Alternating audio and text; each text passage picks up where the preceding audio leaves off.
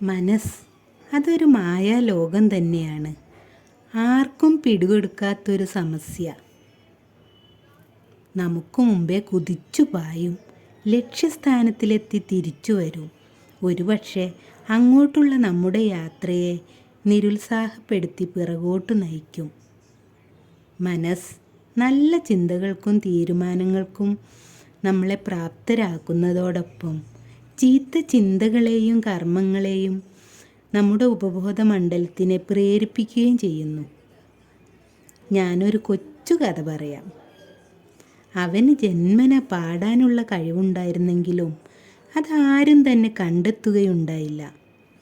കുട്ടിക്കാലം തൊട്ടേ ചെറിയ ക്ലാസ്സുകളിലെ മുറികളിൽ തുടങ്ങിയ അരങ്ങുകളിലെല്ലാം അവനൊന്ന് പാടുവാൻ കൊതിച്ചിരുന്നു.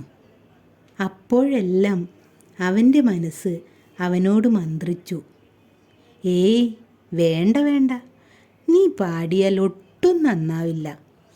പിന്നെ കുട്ടികൾ എന്നും നിന്നെ കളിയാക്കും. സ്വതവേ സഭാകമ്പമുള്ള അവൻ അത് കേട്ട് പിന്തിരിഞ്ഞു, നെഞ്ചിടിപ്പോടെ പിന്തിരിഞ്ഞു. അങ്ങനെ വിദ്യാലയ കാലഘട്ടം തീരുമ്പോളം അവനിലെ കലാകാരൻ രംഗത്ത് വന്നില്ല. ആരും അവനെ അറിഞ്ഞതുമില്ല. പിന്നെ അവൻ അയാളായി ജീവിതം മറ്റു തലങ്ങളിലേക്ക് ഒഴുകി. പിന്നെ അവൻ അയാളായി ജീവിതം മറ്റു തലങ്ങളിലേക്ക് ഒഴുകി. അയാൾ വൃദ്ധനായി.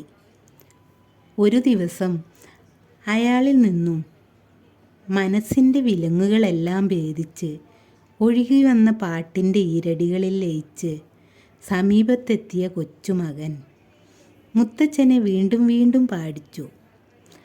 ആ മധുരനാദം മറ്റുള്ളവരുടെ മുമ്പിലെത്തിച്ചു.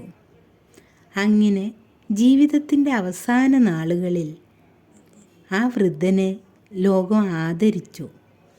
ആദരപൂർവം പിന്നെയും സ്മരിച്ചു.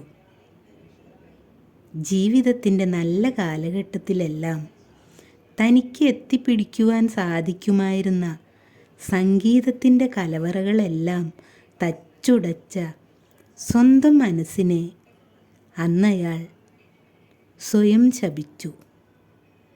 നന്ദി.